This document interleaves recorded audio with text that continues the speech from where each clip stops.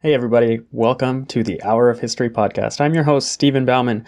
And today on the podcast, I have Kenneth Strange, the author of It's Your Camino, One Couple's 500-Mile Pilgrimage Across Spain, available now online. We've got the link for you at hourofhistory.com. Ken's story is one that covers many miles, many interesting meetings with people, and of course, a whole lot of history. Because on Hour of History, it's our world, anytime, any place. Enjoy. You're listening to the Hour of History podcast. Our world. Anytime, any place. For show notes, links, and more, be sure to visit our website at www.hourofhistory.com.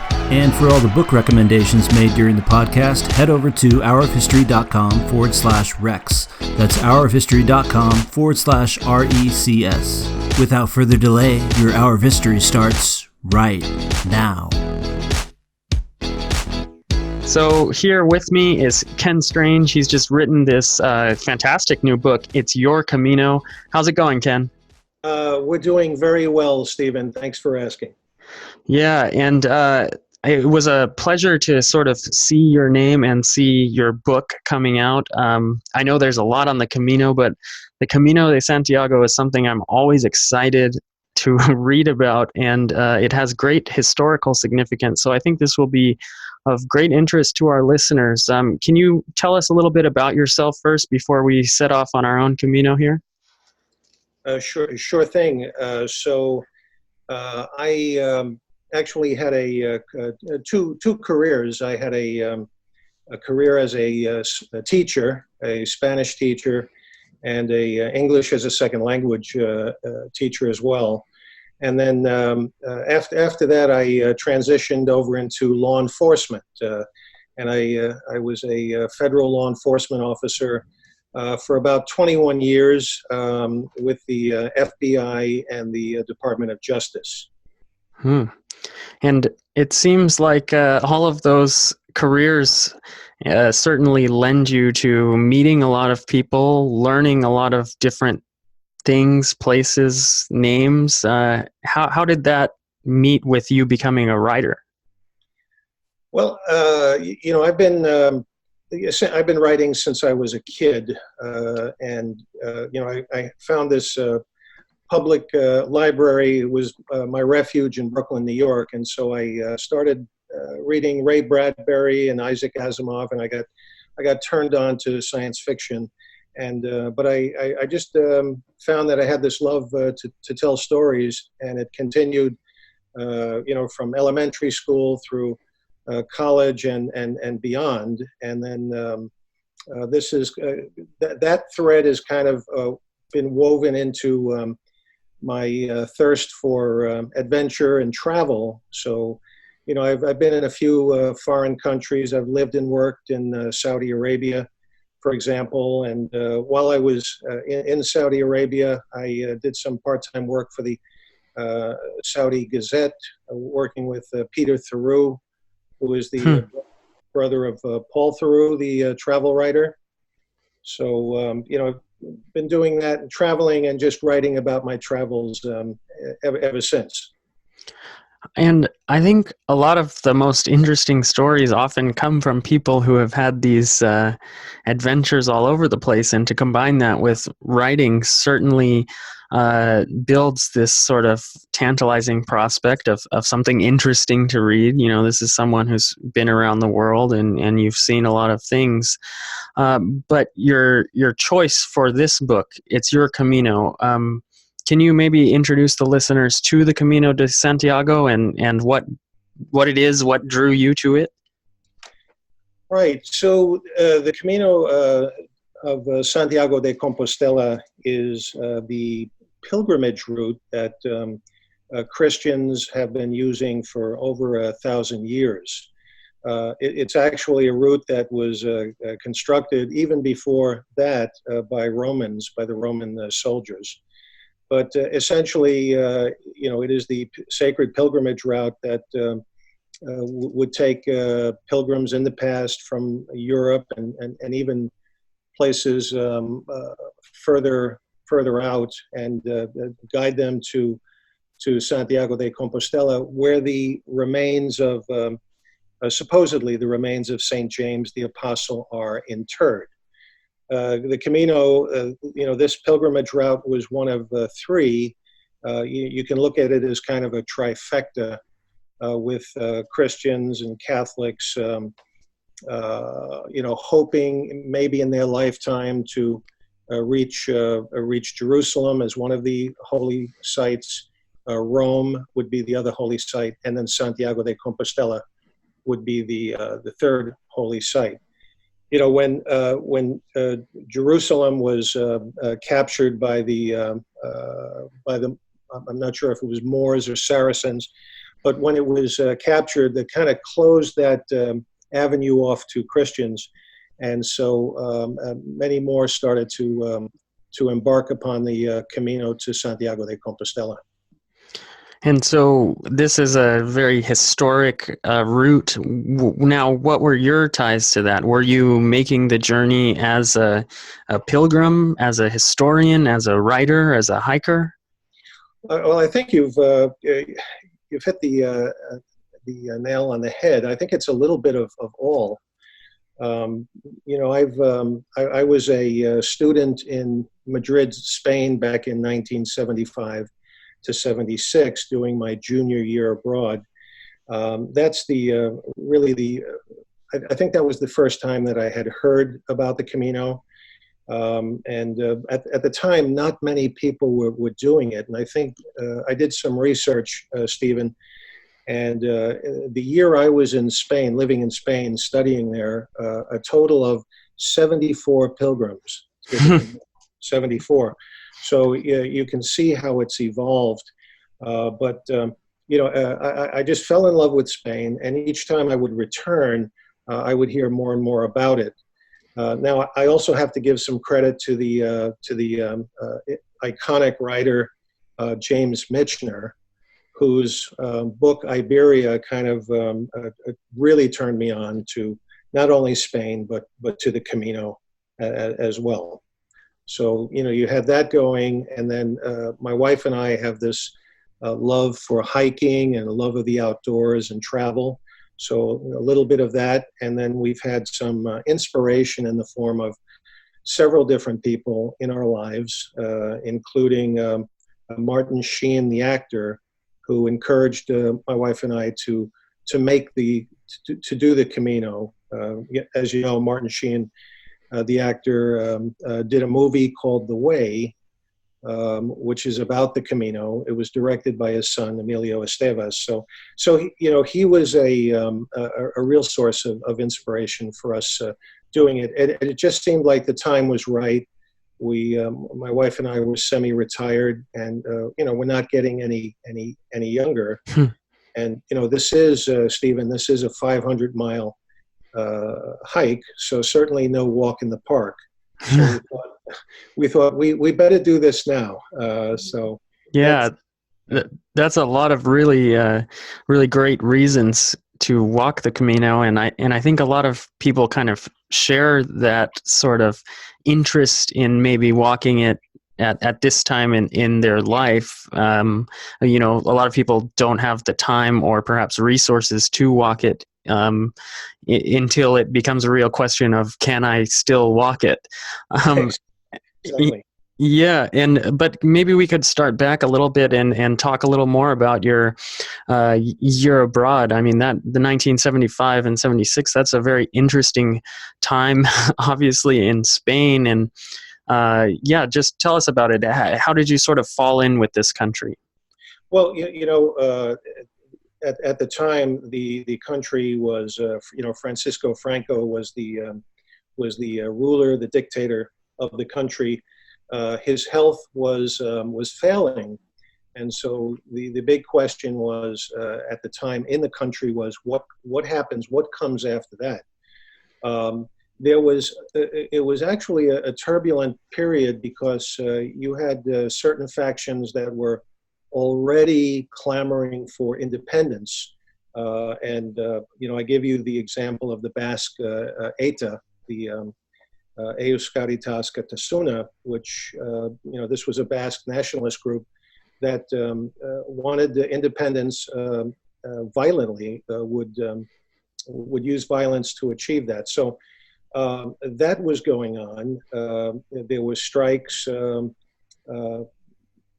The Spanish government had imprisoned some Basque terrorists at the time, then had executed some of the terrorists. While I was actually traveling with a friend and trying to get over to France, trying to cross the Spanish border, that's when Franco executed these. I think there were 4 Basque terrorists, and so they closed the borders. We stumbled into this. We were in San Sebastian, and we stumbled into maybe 100,000 demonstrators in the street. Shots rang out. I remember shots ringing out. I was scared to death. My friend and I, of course, we found a bar. We hid under a table with other Spaniards, and I thought to myself, yeah, again, you're kind of a 19-year-old at the time, and you're thinking, I'm kind of scribbling a note saying, "Dear Mom, this is Hemingway here writing to you."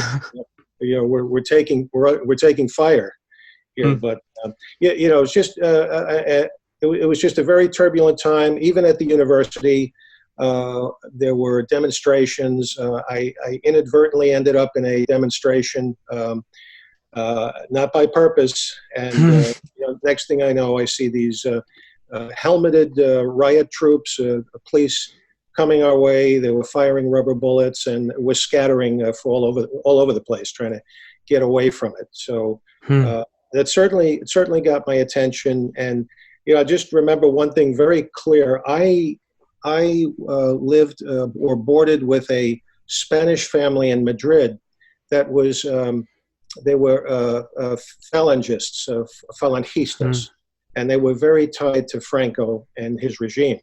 And so when the caudillo, when Franco died, I remember that they went into mourning immediately, and it was so sad. During that time, I traveled up to the Basque Country to see my friend, and they were popping the corks of champagne, celebrating his death. And I thought, wow, this is quite a country I'm in. There's quite a divergence. Yeah, that is fascinating, Ken, to not only experience that, but then also sort of take an interest in it. I think a lot of people might be sort of turned off by it, and you mentioned there was no real infrastructure for the Camino at that time, with only it's less than 100 pilgrims were in I don't even know how many now. There are millions, right?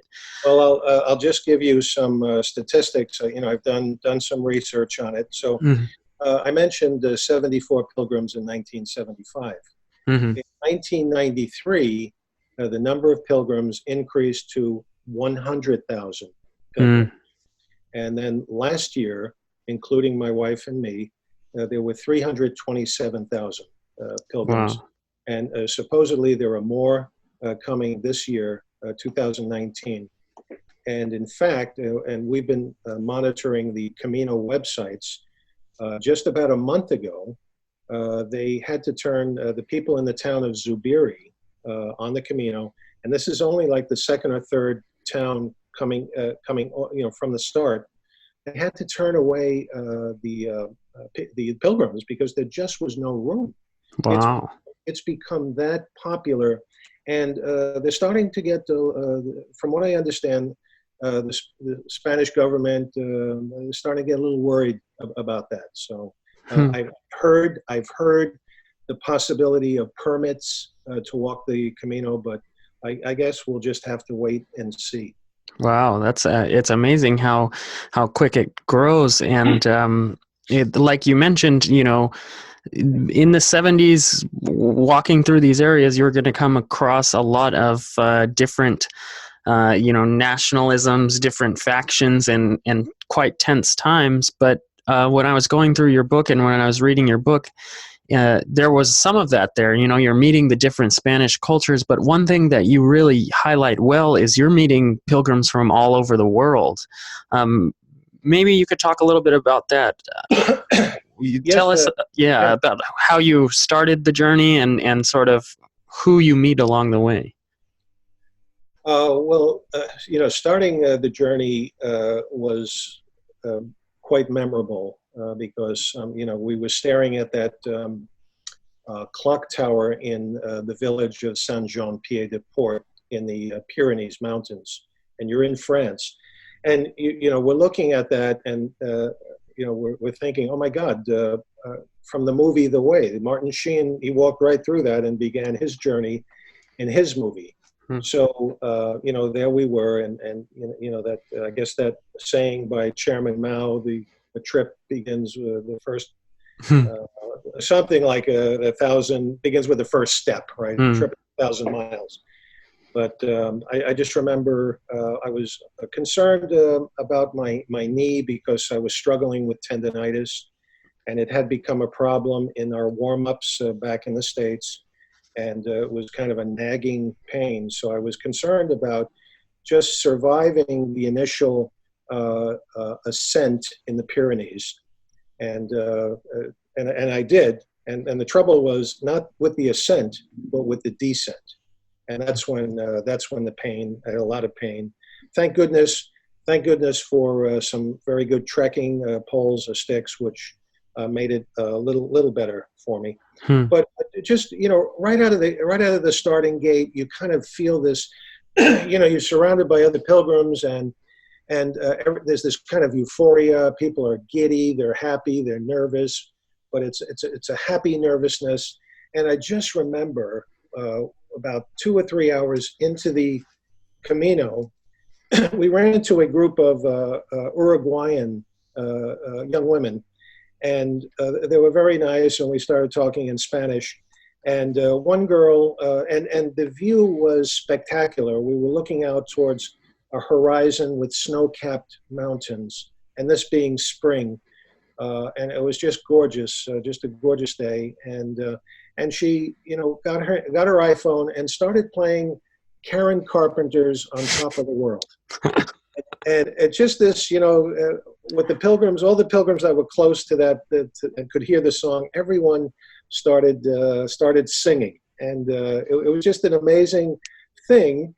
And it was a wonderful, wonderful beginning. And I thought, wow, if it starts off and it's this good, I think we're really going to enjoy the rest of the trip. But Stephen, there were pilgrims from all over the world, and they came from South America, Asia, a few from Africa, and even in the book I talk about meeting Khalil from the Middle East, and a wonderful young man, and he joked with us and said, I should be doing my pilgrimage, I should be making my Hajj to Mecca, but here I am on your pilgrimage route making a pilgrimage.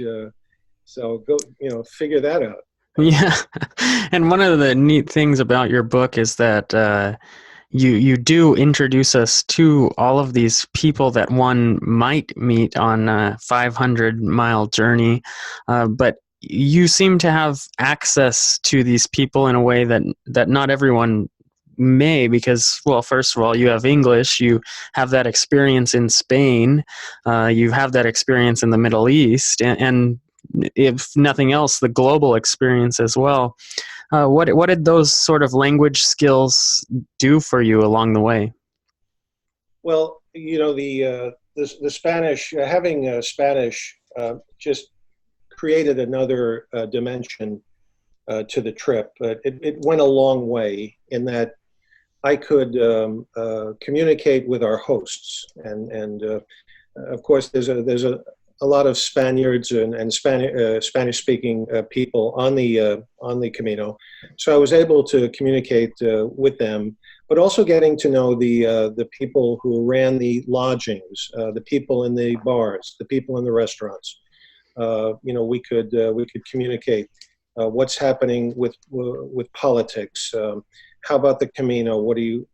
What's happening on the Camino?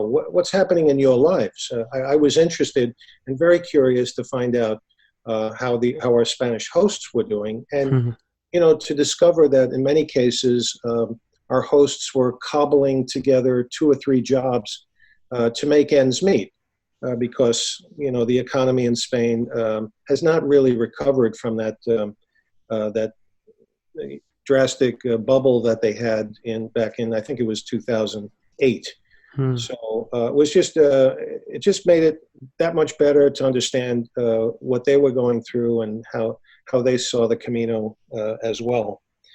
That worked, and I could actually help people that could not speak Spanish make a reservation at a hostel or a hotel, or order something from the menu, little things like that.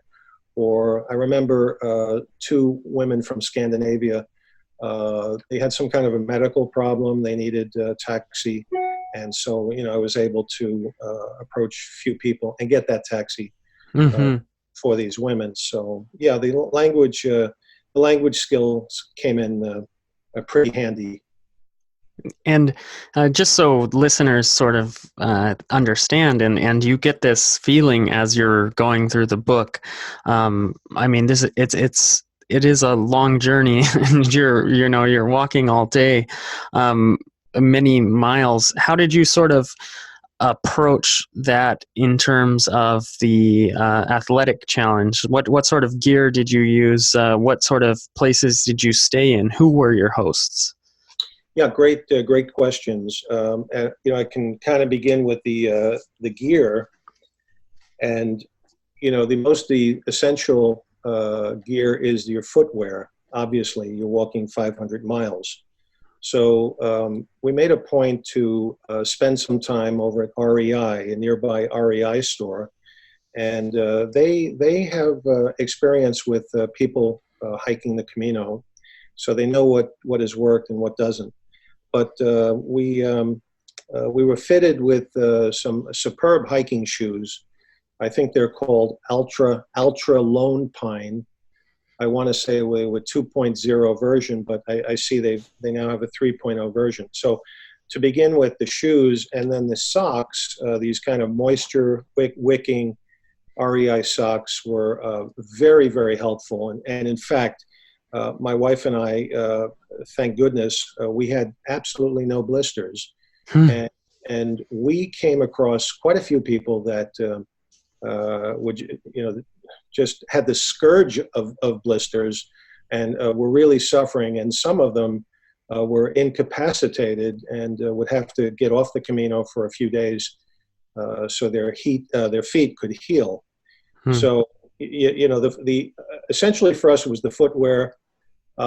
Later on in the trip, the second half of the trip, we ran into some pretty miserable weather, and I thought we had purchased this kind of raincoat, but it would only go down to the waist, and so we encountered monsoon-like conditions, and that didn't really cut it.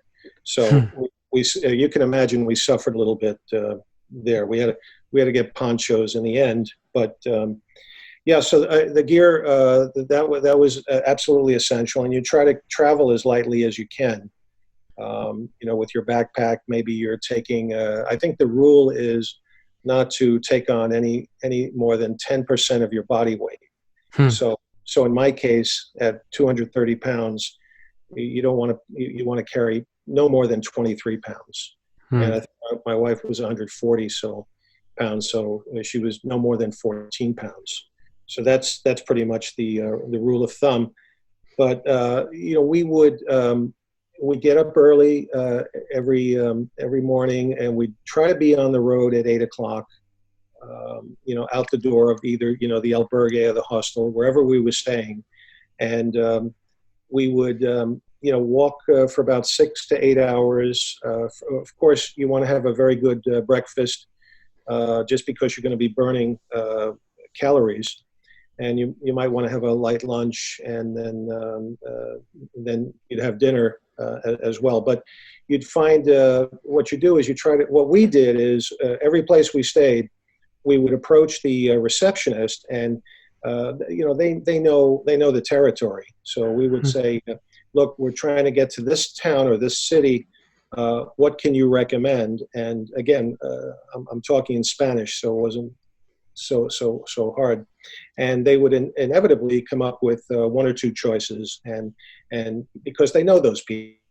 Hmm. people on them. That's their business. So we were very lucky that way, and we made our reservations. As soon as we got to a place, we would schedule for the next place. So that's what we did, and we stayed at a number of different places. The book in the book we talk about.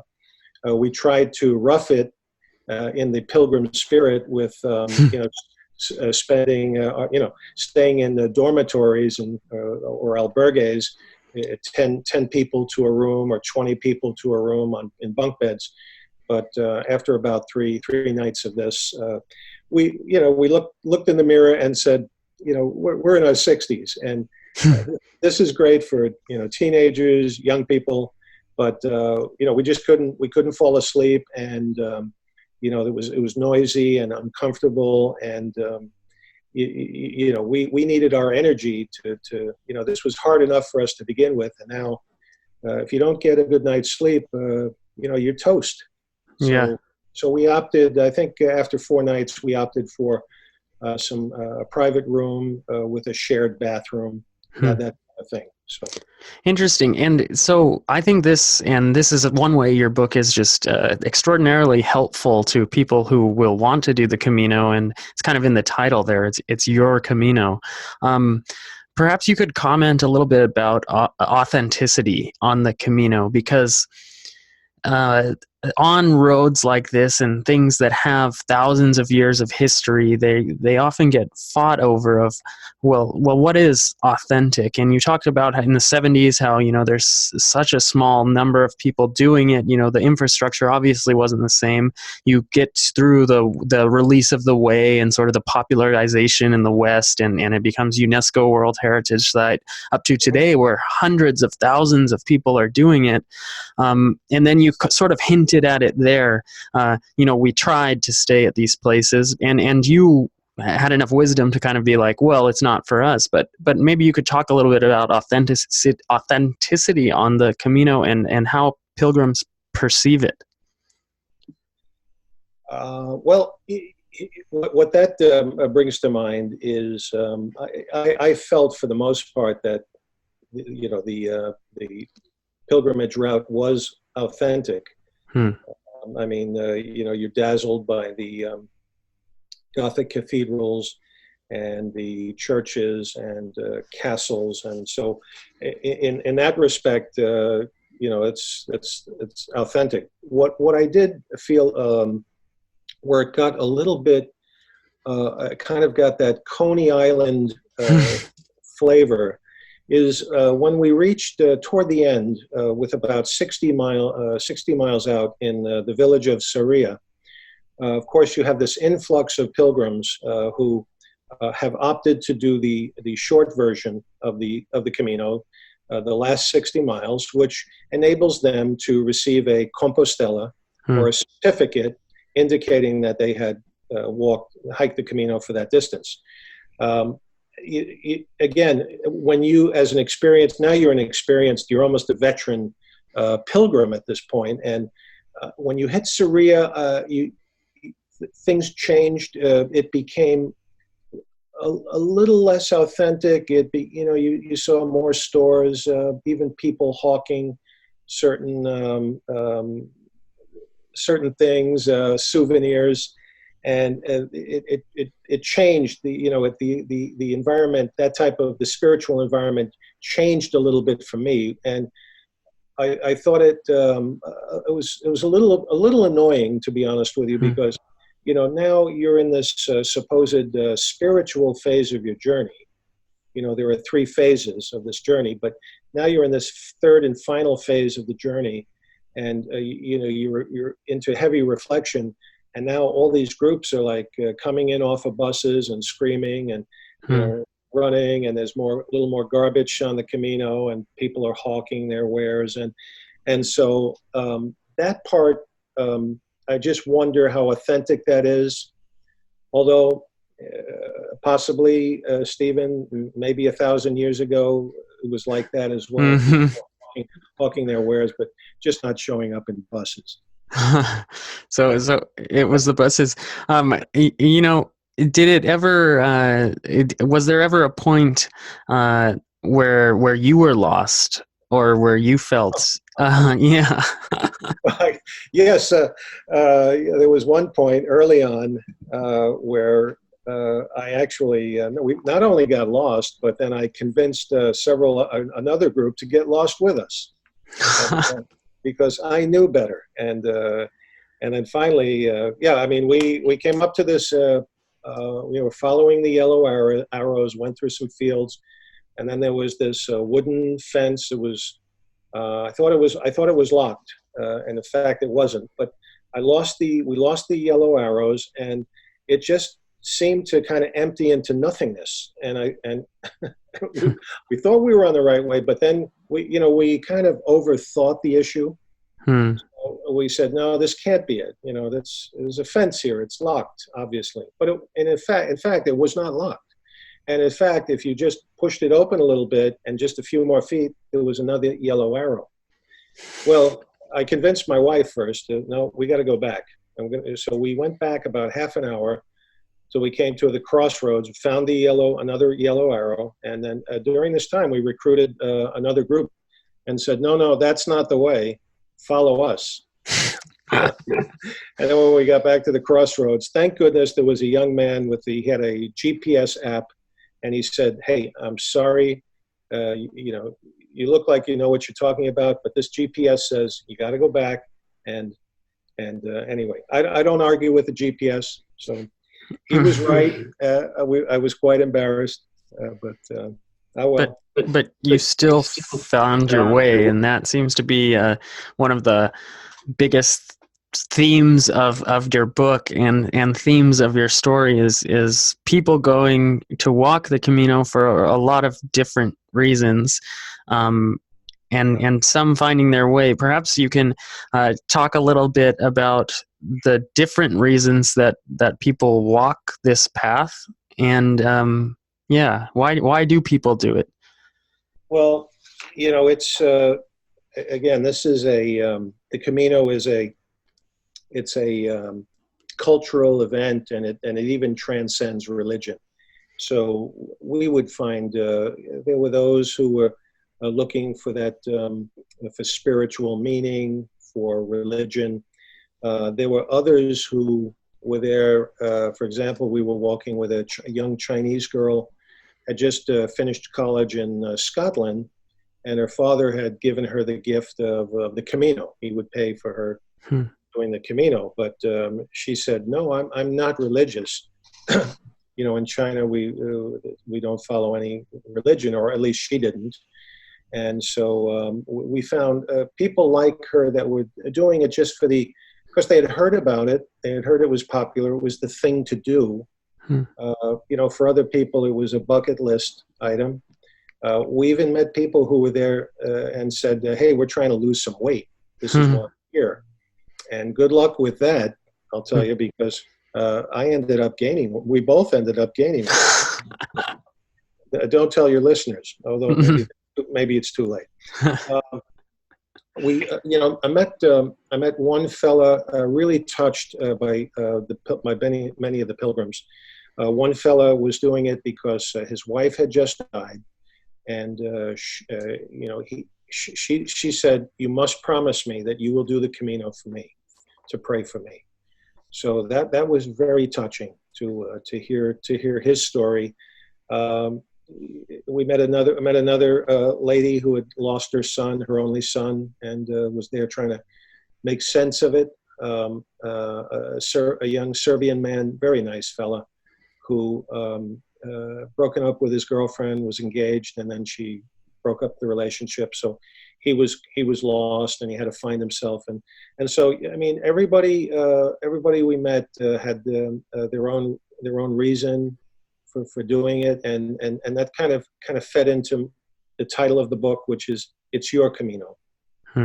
You're doing it, for your own reason. You're doing it at your own pace, at however you want to do it, and however long you want to do it. It's your Camino. Now, and one of interesting things about this sort of idea is, and I think it might be difficult for a lot of people to understand, is why what makes this, say, different than walking the Appalachian Trail, or there's a lot of nice sort of hiking trails. I think you kind of just alluded to it there, and you definitely see it in your book through these stories of the people that you meet. One thing I'm interested in, and it's certainly, you mention it throughout your book, is you chose to walk this Camino with your wife. Maybe you could talk a little bit about that, and to those who are getting nervous, saying, "I don't know if I could do 500 miles with my wife." Maybe you could explain how Well, you're not always, well, how there it's were still your Camino, right? well, there were times where I wondered why I was doing 500 with my wife. But no, seriously, that's, and again, our history together has been one of, I met her in Saudi Arabia. She was working in Saudi Arabia when I was there. So, this is a woman that just loves travel, loves adventure, and so we kind of share those things. And again, as we raised our children, we spent time hiking. We did a lot of hiking. We climbed mountains. Nothing technical, Stephen. Just straight paths up a mountain. And so we've done this over a period of years, and we even climbed in this state Mount Whitney, which and we trained hard for it, and we made it. So there's a lot of history in our relationship of and again, we're both Catholics, and so it just made sense that we would do this together. However, I will tell you this: if you're going to do a 500-mile hike with your spouse, and you're going to be there 24/7 with each other, you better be good friends. I'm telling you. And what I also learned is you're going to have to compromise a little bit, because what I quickly learned is my wife, she cannot pass a church or a chapel without stopping in and praying or taking a photo, which is very unlike me. Of course, I'll go to the larger churches or cathedrals. I certainly love the Burgos Cathedral, Leon. Those are amazing places. But I'm more into. I was more into castles and historical places, and that Spanish Civil War monument. Those things attracted me more than the churches. So we had to make some compromises, but in the end, it worked out. I did meet pilgrims who had done it with their spouse, and were doing it the second time by themselves, just to see what the difference is, and it's a different experience. And it seems from your book that you not only met people of all nationalities, but people of all ages. What was some of the age ranges? Well, I think the thing that stood out the most was the group, the women, single women who were on the Camino, and they were doing it alone in most cases, and they ranged in age from 18 into their 70s. And I was really bowled over. I was just amazed at the spunk and their gritty attitude to do it alone. And when you talk to them, oftentimes they would mention that they had the full support of their husbands or their children to do it. And I give you the example of Carla, the Dutch woman, who, she had spent so many years tending to her sick husband. And then she told him, I've had these dreams. There's this path, this road that, where I will find myself and discover who I am. And he said, Carla, that's the Camino talking to you, and you've got to be on it. And she said, you would support me? And he said, God, yes. you must go. I mean, you've had these dreams, do it. And then her family came on board and they said, Mom, this is for you. You must get to the Camino. So I was just amazed at this group of women doing it. I was a little concerned for some of the women, and in some cases, these women doing it alone will ask you, can I join you? Can I walk? Hmm. Of course, in the Camino spirit, of course, glad to have you, and wonderful.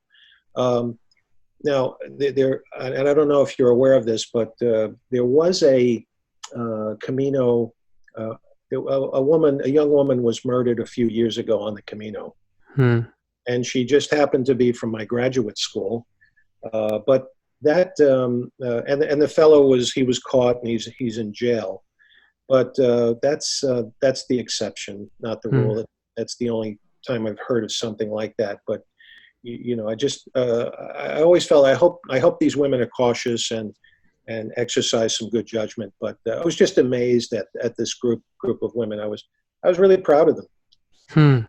And so speaking of which, I mean, you're crossing quite a sort of geography of northern Spain. You mentioned a little bit about the mountains and the different weather climate changes that you have to come into encounter.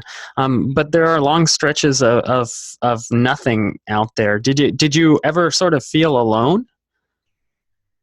You never feel quite alone because there's always someone within eye distance, either maybe a few hundred yards away or half a mile. But yes, Stephen, you're talking about the meseta, which is the kind of a flat portion that you're in the region of Castilla and Leon, and this is where it becomes very boring. There's just a single sliver of road or dirt road that's slicing the countryside apart, if you will, and you're going through these farmland, and there's no topography to kind of focus on. No mountain, no hills. It's all flat, and it seems to go on for almost a week. And you become kind of a little nutty. You get a little nutty, and you start clowning around, and getting very silly. But some people they opt not to do this portion. They'll take a bus or a taxi or But we just kept plodding on, and eventually, you come out of it after about 5 days. And then the landscape starts to change once again, gets more interesting. But the meseta is it was a challenge. Now you covered this distance. It was 500 miles in 31 days. You went across the northern Spain. You met tons of interesting people, but we haven't talked about food.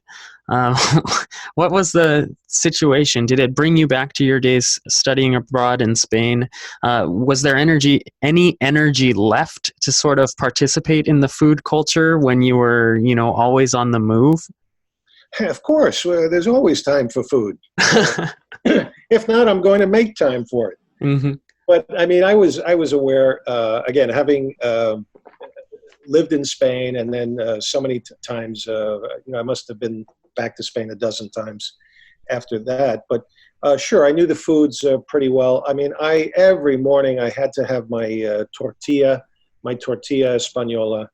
That's the eggs and the potato and the onions. It's like a little slice of pie, and it's very nutritious as well. But you start looking at it as fuel that will take you the entire day. So we'd have Spanish orange juice, very tasty. We'd have a tortilla. We'd have maybe some bacon to get us off to a kind of a flying start, if you will.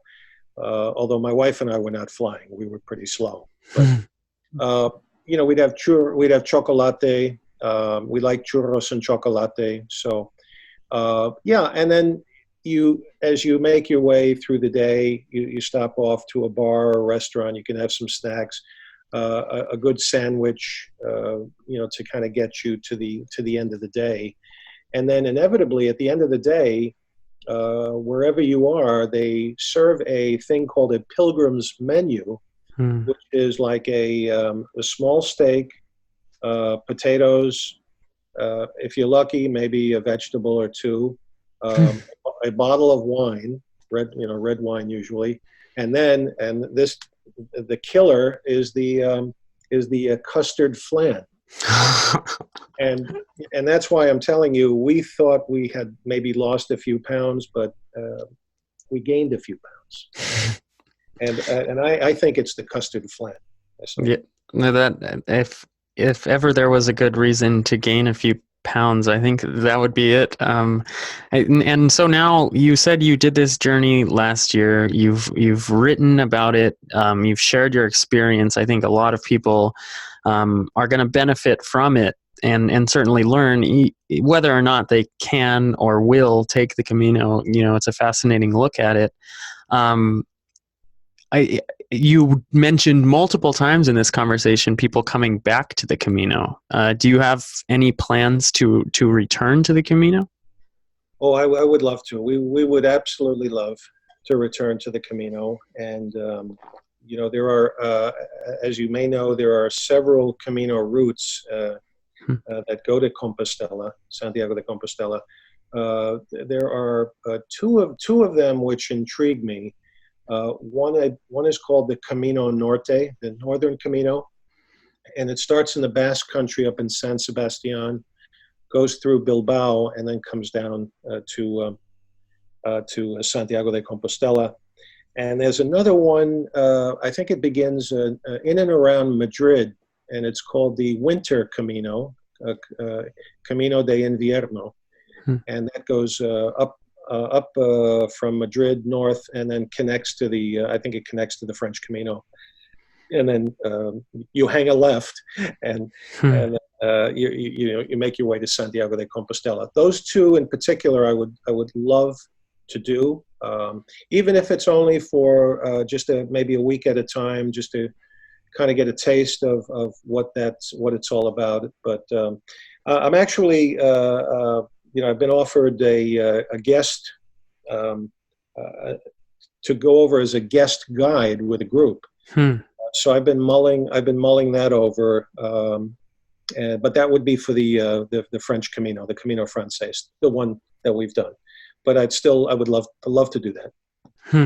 And as far as writing, one of the things I liked about your book was it was rich with references to other works of literature, to historical notions. Your insight in language gave us some inside sort of information to the journey through Spain.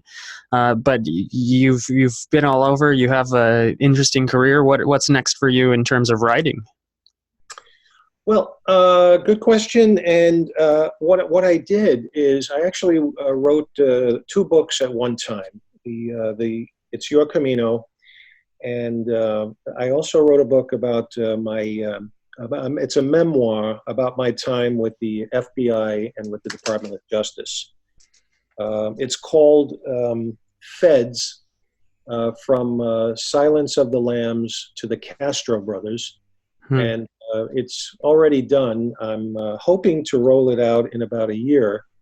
My social media consultant, his name is Con Sweeney, and he's in New York. He's actually a elementary school friend who found out, and he works with authors. So it's what a surprise that was, and he's been just a great source of advice for me. But what he said is, why don't we let It's Your Camino run its course before you put in something about G-men and terrorism.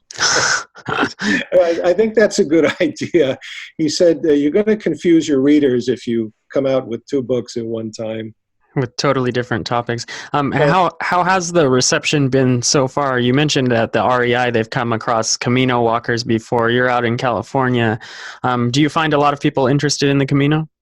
Oh, absolutely. And in fact, Stephen, I didn't realize this. Now I'm at my book signing here in town. We're at a indie bookstore, and this gentleman turns up, and he's got a British accent, introduces himself, and says, "I'm with the Southern California chapter of the American Pilgrims of the Camino, and I would like you to join." Hmm. And I had no idea that there was a chapter of here in Southern California. Even I had no idea. So this Camino has kind of, if you will, led us to these other Caminos, these amazing meeting more people and maybe traveling a different route or a different road, and so it's just been wonderful, wonderful. Awesome. Unfortunately, with this, this hour has kind of flown by, but fortunately, Ken, we're to the point where you get to offer the Hour of History listeners a suggestion. This suggestion can be anything under the moon, something that the listeners should go do or read or see. What do you have for us? I'm going to go. I'm going to go with my suggestion of the book by James Michener, Iberia.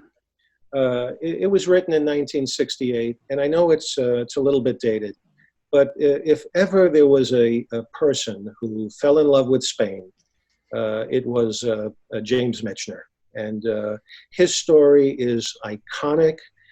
He did such wonderful research, and you come away reading his book just like I've got to visit Spain, and I'd love to fall in love with Spain as much as he did. So definitely, please, if your listeners would consider reading James Michener's Iberia.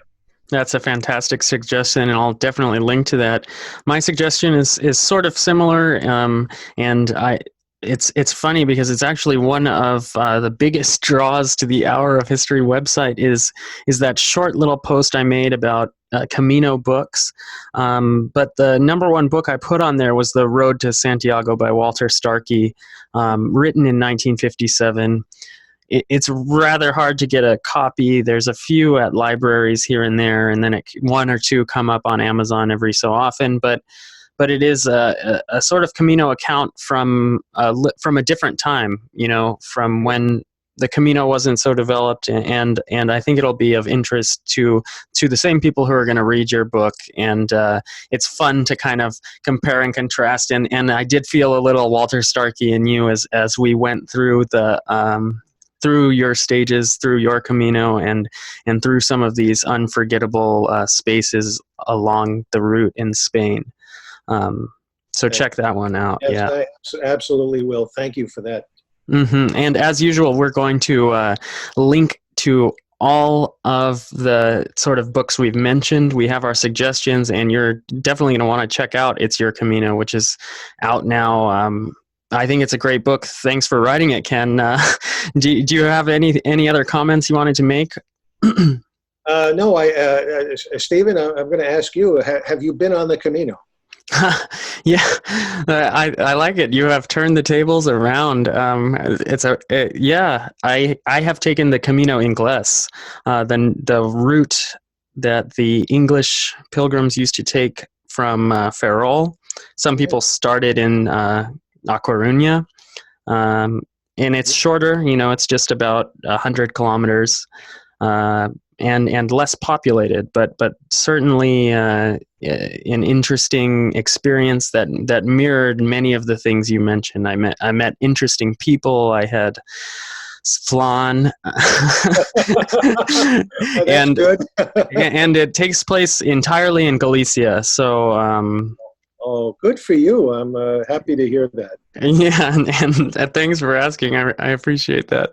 And that's great. Thanks for joining us. Yeah, it was good to have you, Ken, and I hope you all check out his book. It's Your Camino, out now on the Hour of History podcast. It's our world, anytime, any place. Thanks for listening. Thanks again for listening. Don't forget to check out our recommendations page at hourofhistory.com/recs. That's hourofhistory.com/RECS. There you'll find links to the books mentioned during the podcast, and if you choose to purchase one, you'll be supporting the podcast in the process. And if you still haven't gotten your fill of the Hour of History, make sure you head over to the Hour of History blog, found at hourofhistory.com/blog, with articles being released fairly often on topics relating to those covered in the podcast as well as others. With that, we conclude this episode and hope to have you back for the next one. Take care, and again, thanks for listening to the Hour of History podcast.